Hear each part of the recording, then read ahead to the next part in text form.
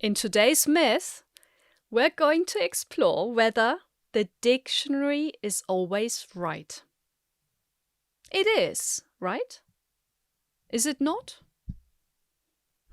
Let's unpack this a little bit and see when the first dictionaries were developed.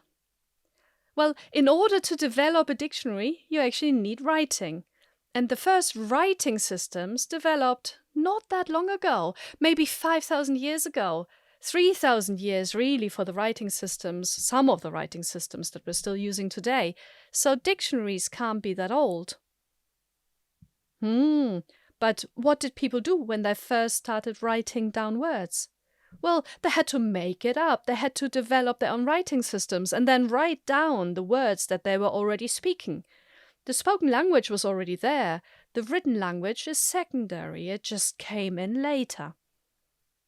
But as more and more people were writing things down and more people were reading what was being written down, there was the need to have some form of convention.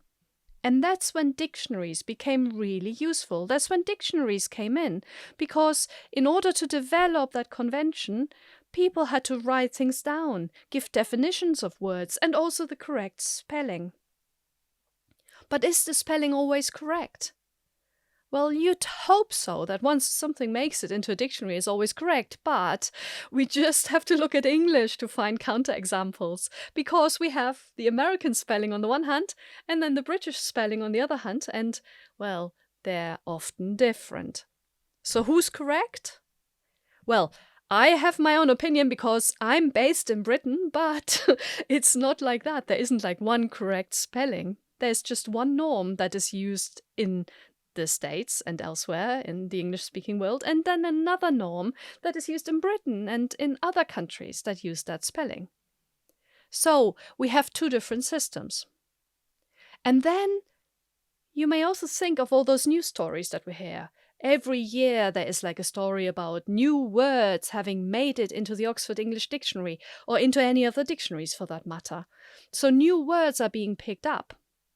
Where do these words come from? Is it the lexicographers that make up these words themselves, or is it words that are actually being used in society?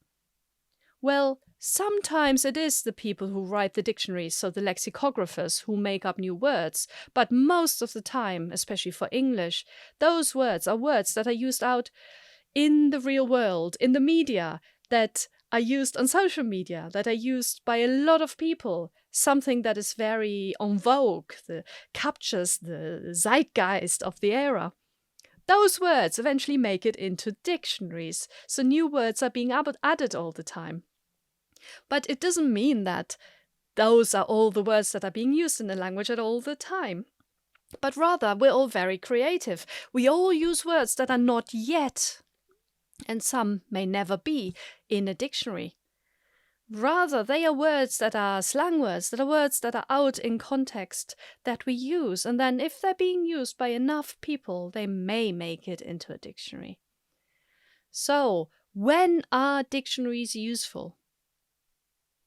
Well, they may not contain all the words that are ever being used by all people in one language, but they're very useful if you want to write correctly. If you have to write a university essay or a job application, you will want to write as well as you can. You will want to write as correctly as you can. And there, it's a really good idea to check whether the spelling is right and also whether the definitions of the words that you've been using are actually appropriate for that particular environment.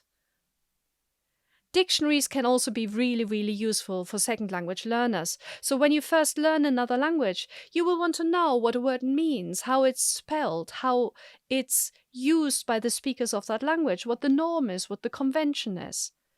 And thereby, again, dictionaries can be really useful. But are dictionaries always right? No.